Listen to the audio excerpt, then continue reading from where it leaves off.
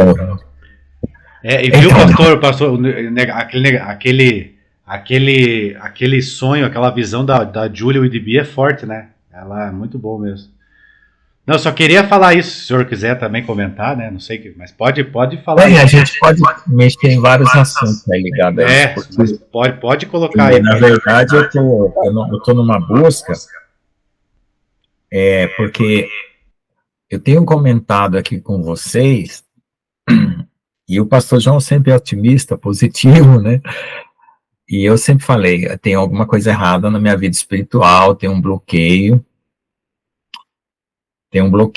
e não é normal o que está acontecendo e tal. Não, tá tudo bem, você está abençoado, em nome de Deus e tal. Aí eu comecei hoje, né? Agora para cá, faz uns 15 minutos depois que até participei da live das 6, comecei a perceber que realmente existe, sim, um bloqueio, uma dificuldade. Eu vou contar aqui, mas eu não tenho a resposta, eu tenho a pergunta.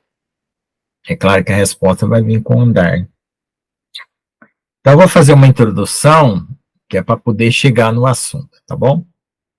Clame a Deus aí para eu não esquecer o assunto, certo?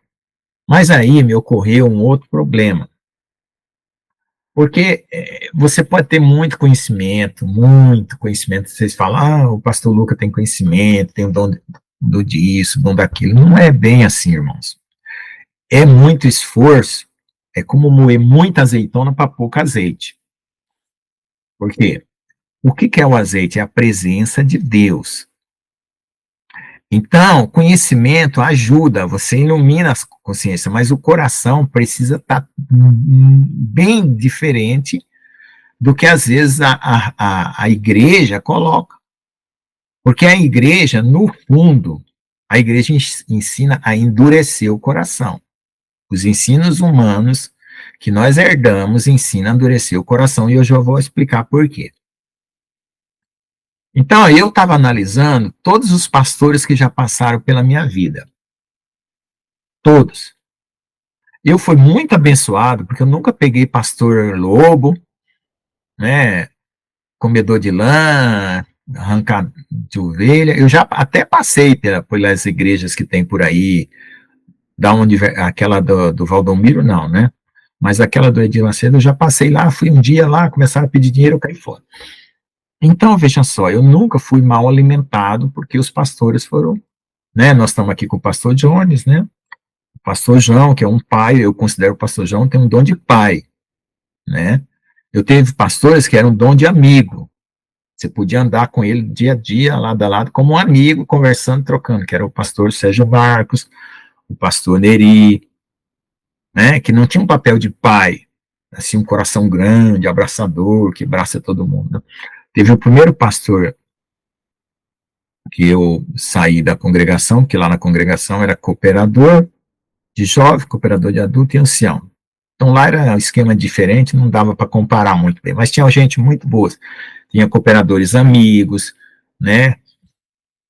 Tinha um cooperador de adulto que era como um pai para mim, né? Depois eu conheci o pastor Alexandre, que está velhinho lá em São Carlos, que é como um pai. Você vai lá, você se sente como se fosse um filho. Ele te abraça, ele quer orar por você, ele põe você sentado no colo, conta aí, meu filho, senta aqui do meu lado, o que você andou fazendo, faz quanto tempo que você não vejo.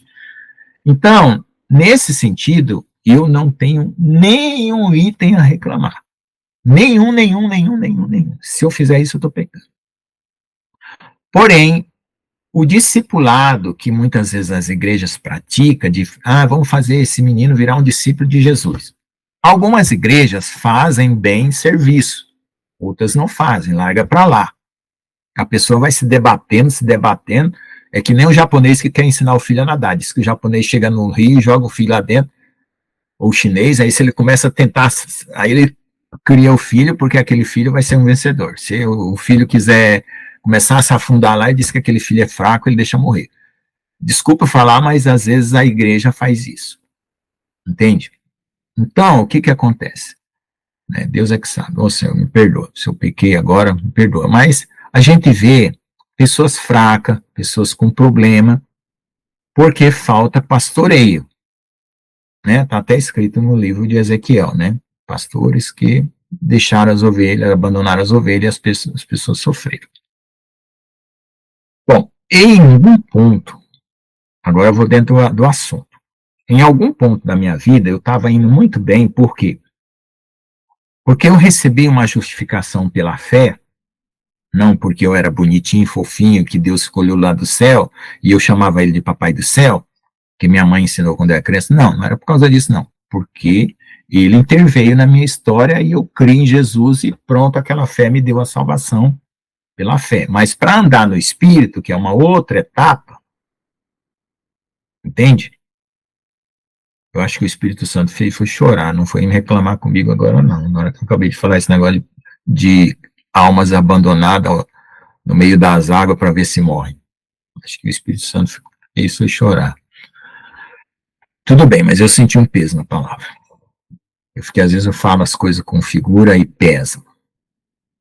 Eu sinto o peso. Porque a gente vê muita gente maltratada, gente. Vê muita. Muita gente maltratada, mal alimentada, mal orientada, sufocando. É bem complicado. Bom, então vamos voltar aqui ao assunto. Então, o que aconteceu? Eu procurei ensinos bíblicos que me orientassem. Eu já falei uma vez aqui que eu era o cara mais errado da igreja. Todo mundo queria ser profeta, queria ser isso, queria ser ungido e tal. E eu, meu Deus, eu quero primeiro arrumar o meu coração. Se eu conseguir arrumar o meu coração, eu penso no resto. Aí a primeira oração que eu fiz, que eu falei, Senhor, me dê um coração como o de Davi, porque eu li que Davi tinha um coração bom. Eu comecei a pedir um coração de Davi. Eu falei, vamos começar a arrumar de pedaço. Não adianta eu querer ser profeta, ser dom, ser isso, ser aquilo, e meu coração está todo errado. Porque aí lá na frente eu trumbico, caio, porque tem um monte de profeta que caiu, pastor que caiu, eu falei, eu não quero. Então, tinha gente falando, irmão, é porque você não tem o dom que eu tenho, você não tem o dom do profeta que eu tenho. Nossa, mas eu ficava, Jesus, isso aí tá bom, não vamos brigar não, vai, irmão, vai, continua nessa caminhada, deixa eu, Deus vai me corrigir onde eu precisar. Então, foi muito machucado, muito batido, muita coisa, eu só ficava calado. Eu não respondia a ninguém, eu não retratava a ninguém, eu não falava profecia falsa contra ninguém, eu não ameaçava ninguém com palavra de profecia. Você vai morrer! Como teve gente que falou, você não tem onde cair morto, Deus manda te falar. Onde que Deus vai mandar falar que o cara não tem onde cair morto? Meu Deus do céu, que raio de profecia doida é essa? Então, o que aconteceu? Teve profetas bons, que eu vi, gente que você chegava na casa para orar, Deus revelava o segredo do coração, Deus mostrava, Deus quebrantava você, falava os segredos e tal, e teve profeta que maltratou. Então, eu vivi nesse meio ameaçador aí. Bom, aí um dia eu perdi o primeiro amor. Eu vivia numa escola, numa universidade, que era soberba, chegando nas nuvens, passando para as estrelas. Vocês têm uma ideia de cada professor, a soberba que cada um tinha. Na igreja tinha a soberba dos anciãos, dos profetas, de não sei o quê, a gente soberba. De quem tinha dinheiro. E eu era um Zezinho, né, que veio do Nordeste, querendo estudar numa faculdade, que creu no evangelho e ia para a igreja. Era só isso que eu era. Mas aí começaram a falar que o reino de Deus, agora eu vou entrar no assunto, é tomado à força. Esse versículo está tão mal interpretado, irmão. Tão mal interpretado. Eu nunca fiz força, para falar bem a verdade, para tomar o reino de Deus para mim. Nunca. Mas eu nunca também fiz jejum. Porque na congregação cristã ninguém fazia jejum, e quando eu entrei para as outras igrejas, algumas pessoas faziam jejum voluntário, outro por algumas campanhas específicas, as irmãs, mulher do pastor, se reunia, fazia jejum e tal. Mas essa força de tomar o reino, eu não fiz. Passei aí tem 40 anos de caminhada, vamos dizer aí que os 2 últimos anos é que eu estou fazendo jejum. Então, 38 anos sem fazer jejum mesmo. Bom, aí quando a gente via né, alguns irmãos aqui falando, irmão, tem que jejuar, porque nós estamos na corrida, e nós temos que chegar lá, e tal, não sei o quê. Eu tentei fazer jejum.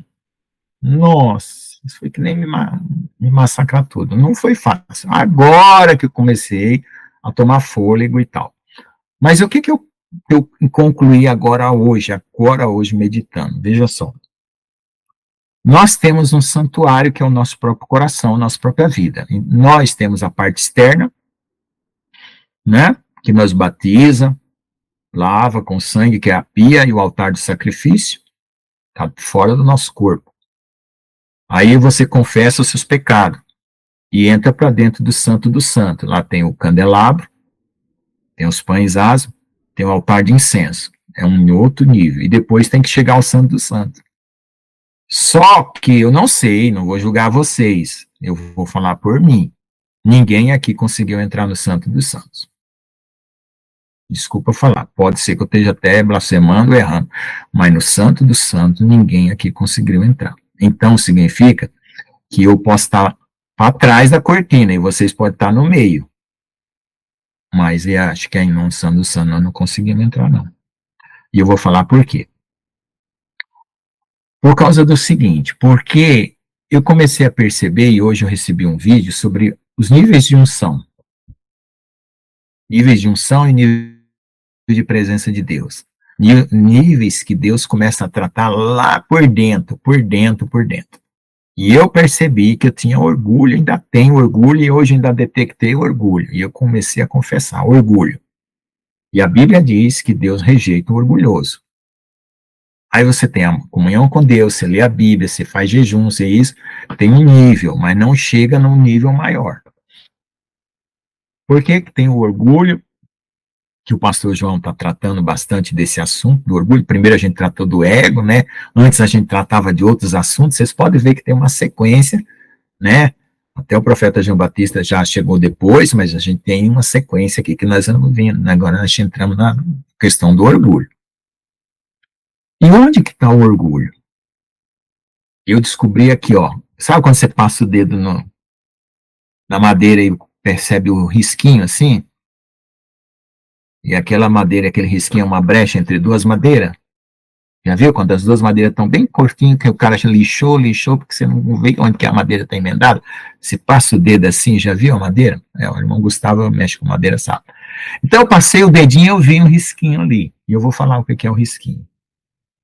Nós fazemos muita força de alma, porque a gente quer se salvar e a gente tem medo do inferno e se esforça. A gente faz essa força terrível, eu faço essa força terrível. E nós temos que trocar pela força do Espírito, que ela é suave e mansa. Quando você troca pela força do Espírito, naturalmente, você começa a ouvir mais a voz de Deus. Porque eu tenho maior dificuldade para ouvir a voz de Deus. Aí eu tenho bloqueio com o Espírito Santo, sérios bloqueios, porque botavam a mão na minha cabeça, porque eu falava em língua forte, que estremecia, e o povo achava que não era de Deus, porque tinha vindo de uma outra igreja, não era daquela igreja que eles aceitavam. Vou até falar o nome para poder.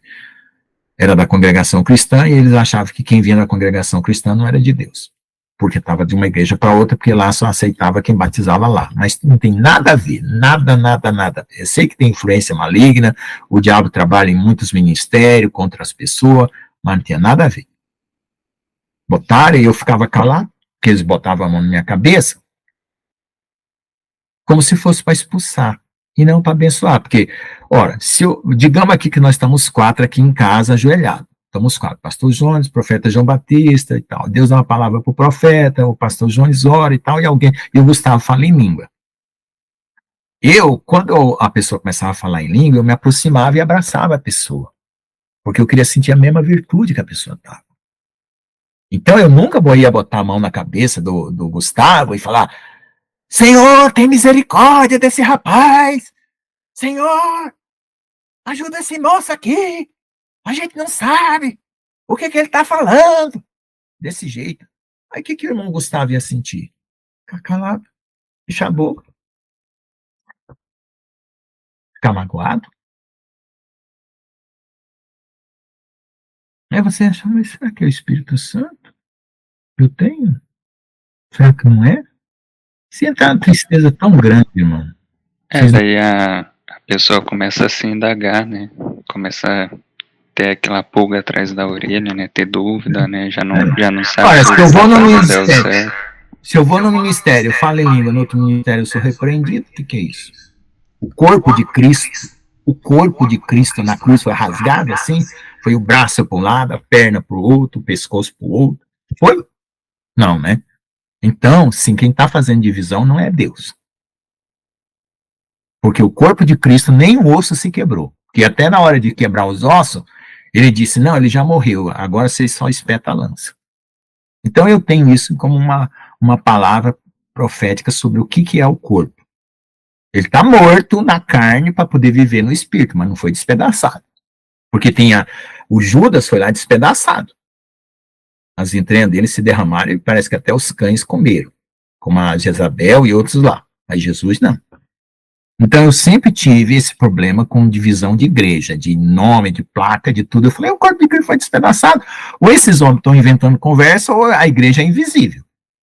Então eu preferia acreditar que a igreja era quem eu tivesse comunhão em Cristo Jesus e era invisível, podia estar um pedaço ali, um pedaço aqui, mas espiritualmente era um só. Aí veja só, a coisa é muito séria. Isso me bloqueava falar em línguas. Eu tinha o maior medo de estar falando em língua e não ser Deus. Meu Deus do céu. Aí criou um bloqueio com o Espírito Santo. A pessoa ela fica insegura, né? Insegura. Porque ela fica insegura, daí não sabe se aquilo que ela está fazendo é certo, daí às vezes as pessoas optam por não se aprofundar tanto, né, naquele papel ali, né, de participar mais da igreja, né. Às vezes acaba indo só por ir mesmo, né, só para dizer que está indo, mas não procura uma profundidade maior, né, com medo de ser repreendido, de as pessoas falarem as você coisas. Você se retrai, né, onde você acha que você não é bem-vindo. Espera só um pouquinho, profeta, deixa eu só terminar aqui o assunto, segura o assunto aí. Aí o que vem? Aí vem o outro nível de bloqueio, que é com Jesus. Com o próprio Jesus. Porque quando a minha mãe me ensinou a falar Papai do Céu e eu ajoelhava com 8 anos de idade, eu estava na idade da infância. Eu não tinha malícia, não tinha maldade, não tinha pecado, né? A gente tinha um pecado natural de Adão, mas assim eu não fazia mal para ninguém, não mentia, não roubava, não matava, não fazia qualquer coisa, não. E obedecia meu pai e minha mãe. Era um garotinho de 8 anos que ajoelhava na cama e orava antes de dormir. Então, Papai do Céu, Papai do Céu. Então, esse relacionamento não ficou quebrado. O que ficou quebrado foram os outros. Porque quando meu pai não me tratava com bondade, assim, me maltratava, eu pedi para Deus ser o pai. E depois ele me mostrou Jesus. Então, vamos dizer, eu cortei o caminho. Só que a palavra de Deus fala assim, ninguém vem ao Pai senão por mim. Então eu tenho que passar por Jesus. É tanto que eu tive que crer, me arrepender, porque depois de criança até agora, né, para receber o Espírito Santo, para entrar no Santo do Santo. Agora, onde é que está o erro? Agora já vou terminar, o profeta pode falar.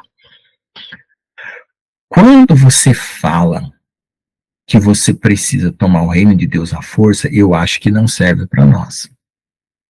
Desculpa eu falar. Se você vê o contexto do versículo, muitos têm tomado o reino de Deus à força. Por quê? Porque a pessoa que toma o reino de Deus à força, faz uma força de alma, avança. É como se uma pessoa entra na casa de uma pessoa sem ser convidada, adquire os bens daquela pessoa, passa a produzir um fruto como se fosse espiritual e no final da vida vai cair espiritualmente. Porque se a própria palavra diz que não é por força nem por violência e pelo meu Espírito Santo, essa palavra não está batendo com a outra.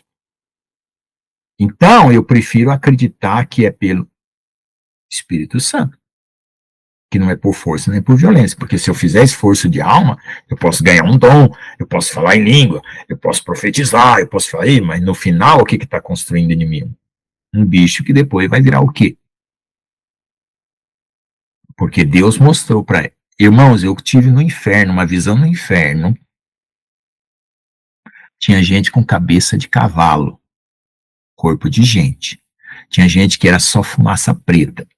Hoje eu vi aí uma profeta aí na internet que Deus já mostrou que esses pastores grandes que pegam dinheiro vai tudo cair. E ainda dá tempo ele se arrepender. E ela viu a visão deles, a cabeça deles para cima, é de lobo. Então, o que adianta o homem ganhar dons, expulsar demônios, ganhar riqueza, oprimir, dominar a igreja? Vai chegar para quê? Deus convidou ele para entrar no santo lugar? Ele pode até ter invadido, comido dos pães asmos, oferecido ao altar de incenso, mas não chegou no santo dos santos, que é onde está a total presença de Deus. E aí onde está a resposta, que eu dei a doença, né? Que eu sempre falo, tem pregação que é 50 minutos de doença e 5 minutos de cura. Então eu prefiro falar da cura no resto da live. Onde está? Primeiro lugar, não ter justiça própria, porque a gente aprende a ter justiça própria na igreja.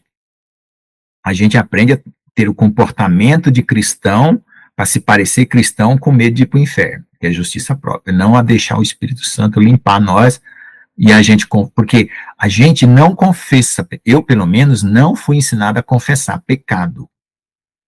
Eu fui ensinado a acreditar que já estava perdoado, e vamos para frente. Mas esse exame diário de falar, Senhor, eu pequei. Eu fazia isso quando eu era católico, exame de consciência. Minha mãe falava, faça exame de consciência antes de dormir, peço perdão a Deus. Esse era o ensino católico. Mas depois de crente, era, não, irmão, Deus já perdoou seus pecados, você não precisa confessar nada, não. E a gente precisa confessar, sim, todo dia. Todo dia o sacerdote não limpava o santuário? Todo dia o sacerdote não punha azeite lá? Se deixasse de um dia para o outro, não tinha que repor o azeite? Então, a manutenção é diária. Eu descobri isso hoje através de um vídeo que eu recebi no canal. Então, nós somos sacerdotes no nosso próprio templo, com o nosso próprio tabernáculo. Então, segundo lugar, né, não ter justiça própria, fazer a manutenção espiritual pela confissão, crer que Jesus perdoou, sim, mas não pela sua justiça, pela sua bondade, por qualquer coisa, pelo amor dele, porque aí, quando a fé, o pecado, ele faz você morrer. Para você morrer o velho homem, se soltar do pecado, que é aqui, ó, o pecado está junto com você. Ele faz você morrer. Para você se soltar do pecado, é o arrependimento e a fé. Porque o arrependimento vai matar, mas vai matar só o pecado. É que nem você tomar uma injeção, mata só a doença, deixa você vivo. Então, arrependimento é morte. Arrependimento é morte, mata o pecado. Deixa você vivo e a fé devolve você para a posição. E o amor sobe você. É bem isso. Aí você realmente tem condição de ser visitado por Deus, aprender a ouvir a voz de Deus, porque também vai ter um treinamento para isso, né? E aí vai ter a comunhão do Santo dos Santos. Mas isso é só a entrada da cortina, tá? Pode continuar o assunto. Pode falar, profeta. O assunto é esse. Então, quando ele falou que o reino de Deus é tomado à força, Jesus estava falando de João Batista, e ele estava falando que pela força apoderam deles. Por quê? Porque ele estava falando dos profetas até João. Eu acredito que ele estava falando que quem fazia violência ao reino do céu eram os fariseus. Não é, isso aqui não é nenhum mandamento de você se esforçar a fazer força, não. A questão do jejum, ela é o contrário, é você mostrar fraqueza para Deus fazer a sua força. E aí o pessoal joga isso, e eu tropecei nessa palavra, porque eu fazia muita força. Então eu aprendi, me acostumei a me justificar, a não me confessar os meus pecados, me acostumei a ir tocar para frente, empurrar o lixo para frente, debaixo do tapete, não varrer a casa, e achar que eu tinha que fazer força, passar 24 horas em oração, e não sei o quê, porque Deus me ama, eu quero Deus e tal, não sei o quê. Tá tudo eu acho que é aquela questão de se justificar pelas obras, né? Esse tipo de esforço, né? Que não adianta, né? Não tem. Tá tudo errado. Porque a minha carne era tão forte, porque eu tinha medo de soltar ela e descambar. Eu tinha medo disso. Muito, muito medo. Hoje eu tenho uma filha. É um presente de Deus. Mas lá atrás, eu pensei até de não casar, porque eu achava que isso poderia, Deus está me separando para não precisar casar. Mas eu E eu falei para Deus que eu não queria ser celibatário, porque eu não gostava da igreja católica, que os padres não casam, e eu fiz curso para ser padre, quando eu estava na igreja católica, eu abandonei lá os encontros, que era todo sábado, tinha que almoçar com os padres, meu pai, eu deixava meu pai em casa e falava, pai, eu vou almoçar com os padres, por causa da vocação sacerdotal que eu quero para minha vida, porque eu queria fugir desse mundo já desde criança eu queria fugir desse mundo, fugir de coisa errada. Aí eu ia para a vocação sacerdotal todo sábado, era almoço com os padres, a gente batia papo para descobrir quem tinha vocação sacerdotal. Quando o padre falou para mim que eu não ia poder casar, porque eu era muito inocente, não sabia direito, eu falei, não, nunca mais fui na coisa sacerdotal, porque eu conhecia a minha carne, eu sabia que eu precisava de uma mulher. Se eu fosse uma pessoa que tinha a força sexual fraca, eu não ia. Eu não ia, não. Não ia atrás, não. E eu era carente, sozinho, em São Paulo, sem família. Quem me adotava eram os irmãos da igreja, que me levavam para almoçar. Entendeu? Cooperador de jovem, me levava, Lucas, irmão Lucas, vem almoçar em casa no sábado, vem almoçar em casa no domingo. Eu passava o sábado e domingo na casa dos irmãos. Abandonado. Simplesmente. Se eu não tivesse eles como pai, como mãe, e a coisa teria sido pior. Pode falar, pastor.